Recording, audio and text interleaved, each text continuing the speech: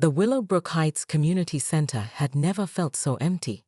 Karen sat at the head of the long conference table, her laptop open to a 43-slide PowerPoint presentation titled Garden Ornament Crisis, a Clear and Present Danger. The clock read 7:03 p.m. The meeting had been scheduled for 7 o'clock. She was alone.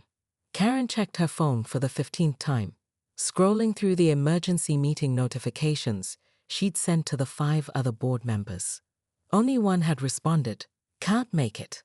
Game night with the kids. Dave. The community center's fluorescent lights hummed overhead, casting harsh shadows across her carefully prepared violation reports. She'd printed 20 copies of her evidence packet, complete with measurements, photos, and a detailed analysis of how Mrs. Chen's gnome could impact neighborhood property values. At 7:15, the door finally opened. Karen straightened, ready to begin her presentation, but instead of board members, 3 residents filed in: Mrs. Chen, followed by Dave Rodriguez from Maple Lane, and surprisingly, elderly Mr. Patterson, who hadn't spoken at a meeting in 2 years. Where is everyone else? Karen asked, her voice echoing in the empty room. There is no one else, Dave said, settling into a chair. The other board members resigned. They sent a group email this afternoon. Karen's laptop screen suddenly felt very bright. Resigned? Why would they resign? Mrs. Chen sat down across from her. Because you called an emergency meeting about a garden gnome, Karen. It's about maintaining community standards. It's about you measuring my yard at 6 in the morning like a crazy person. Mrs. Chen's voice bounced off the walls. Do you know what my 5-year-old grandson asked me today? He asked why the angry lady was taking pictures of our fisherman gnome. Mr. Patterson, who hadn't said a word at any meeting in Karen's memory, suddenly spoke up. My late wife had garden gnomes. Everyone turned to look at him. 17 of them, he continued, his voice soft but steady. She loved them, called them her little friends. You made her remove them in 2019, said they were visual clutter. She cried that day. Karen felt something cold settle in her stomach. She remembered Mrs. Patterson's gnomes, a cheerful collection clustered around a small fairy garden. She'd issued the violation notice on a Tuesday. The rules clearly state, Karen began. The rules, Mr. Patterson interrupted, weren't supposed to make people cry. Dave leaned forward. Karen, we need to talk about what's really happening here. You've issued 47 violation notices in the past 3 months. 47. For things like mailbox height, grass color variations, and, he consulted his phone, excessive bird feeder activity, encouraging loitering wildlife. Standards exist for a reason, Karen said, but her voice sounded smaller now. Whose standards? Mrs. Chen asked. When did you become the judge of what makes our neighborhood beautiful? Karen looked at her PowerPoint presentation, at the carefully measured distances and violation photographs.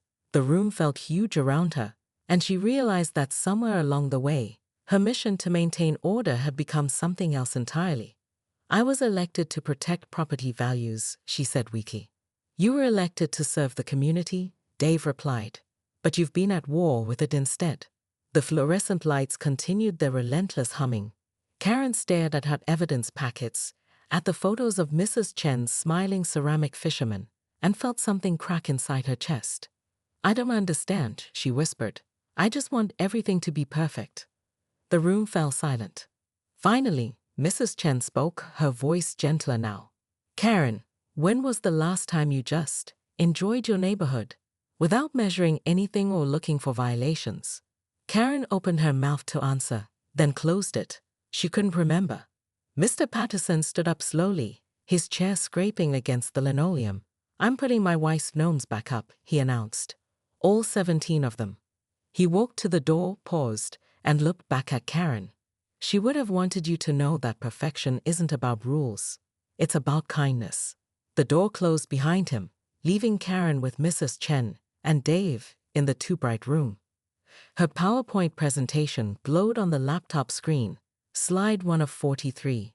The Garden Gnome Threat Assessment. She closed the laptop. Karen Whitmore stood in her pristine front yard at 6:47 a.m., wielding a 25-foot measuring tape like a sword of suburban justice.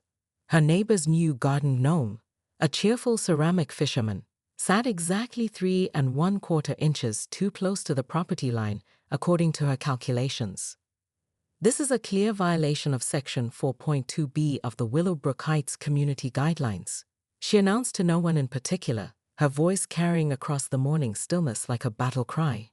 The gnome seemed to mock her with its painted smile. Karen had been HOA board president for 7 years, and in that time, she transformed Willowbrook Heights from a relaxed suburban neighborhood into what residents secretly called the Whitmore regime. Her kitchen counter was a command center of violation notices, measuring tools, and a color-coded calendar marking every infraction she'd documented. "Karen, what are you doing?" She spun around to find Mrs. Chen, the gnome's owner, standing in her bathrobe with a steaming coffee mug.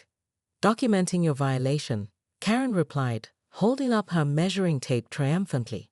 "This garden ornament exceeds the permitted placement parameters by exactly 3¼ inches. Mrs. Chen blinked slowly.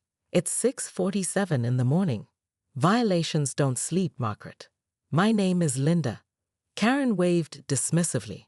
"Your gnome is creating a hazardous visual obstruction for vehicular traffic. I'm issuing a formal citation." She pulled out her phone and began photographing the gnome from multiple angles, as if documenting a crime scene. Mrs. Chen watched in bewilderment as Karen measured the distance between the gnome and various property markers, muttering calculations under her breath. "You know what?" Mrs. Chen said suddenly, her voice gaining strength. "I've had enough." Karen looked up from her measuring tape. "Excuse me. I said I've had enough. Of you, of your rules, of you measuring my yard at dawn, like some kind of suburban detective." A flush crept up Karen's neck. "I am the elected president of this HOA board, and I have a responsibility." "You have a responsibility to not be completely insane." Mrs. Chen's voice rose, and Karen noticed curtains twitching in windows across the street. "It's a garden gnome, Karen. A 4-inch ceramic fisherman. It's not the apocalypse." Karen's grip tightened on her measuring tape. This was exactly the kind of insubordination that led to neighborhood chaos. She could see it now. If Mrs. Chen got away with her 3¼ inch violation, others would follow. Soon there would be gnomes everywhere, followed by flamingos, then garden flags, then complete anarchy. "Rules exist for a reason," Karen said, her voice taking on the authoritative tone she perfected at board meetings. Without proper enforcement, this community would descend into what? Happiness? People actually enjoying where they live. The words hit Karen like a slap. She stood frozen, measuring tape still extended, as Mrs. Chen turned and walked back toward her house. "I'm calling an emergency board meeting," Karen called after her. "This level of defiance requires immediate action." Mrs. Chen paused at her front door. "You do that, Karen. But maybe ask yourself why you're the only one who shows up to your meetings anymore." The door closed with a decisive click, leaving Karen alone in the morning silence with her measuring tape and her gnome evidence. Around her, the neighborhood was waking up, and she could feel eyes watching her from behind curtains and blinds. She looked down at the ceramic fisherman, who continued to smile at her with painted serenity. For just a moment, something flickered in Karen's chest, a tiny doubt, quickly smothered. She had work to do. Karen hadn't left her house in 3 days. From her living room window, she watched Mr. Patterson carefully placing ceramic gnomes throughout his front garden.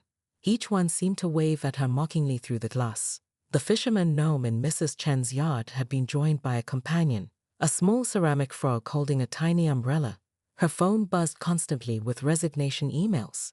The entire HOA board had dissolved, leaving her as president of nothing. The community Facebook page, which she'd monitored religiously for rule violations, now featured a post from Dave Rodriguez that had 67 likes. Anyone interested in starting a neighborhood appreciation committee instead of an HOA? First meeting this Saturday. Bring snacks and good vibes on me. Karen read the post 17 times. On Thursday afternoon, her doorbell rang. She peered through the peephole to see a small girl, maybe 5 years old, standing on her porch holding a piece of paper. Karen opened the door cautiously. "Hi," the girl said brightly. "I'm Emma. I live with Grandma Chen. She said you might be sad, so I drew you a picture." The girl held up a crayon drawing of two stick figures standing next to what appeared to be a misshapen fish. "That's you and that's Grandma's gnome being friends." Karen stared at the drawing, her throat tightening. "Why? Why would you draw this for me?" "Because Grandma says everyone deserves friends, even when they're grumpy." Before Karen could respond, Emma skipped away, leaving the drawing in Karen's hands. She stood in her doorway, watching the little girl run back to Mrs. Chen's house, where the grandmother was watering flowers around her expanding gnome collection. Mrs. Chen looked up, and for a moment, their eyes met across the yards. Instead of anger or annoyance, Karen saw something unexpected in her neighbor's expression: concern. That evening, Karen did something she hadn't done in years. She walked outside without a clipboard, without a measuring tape, without any purpose other than to see her neighborhood. Really see it.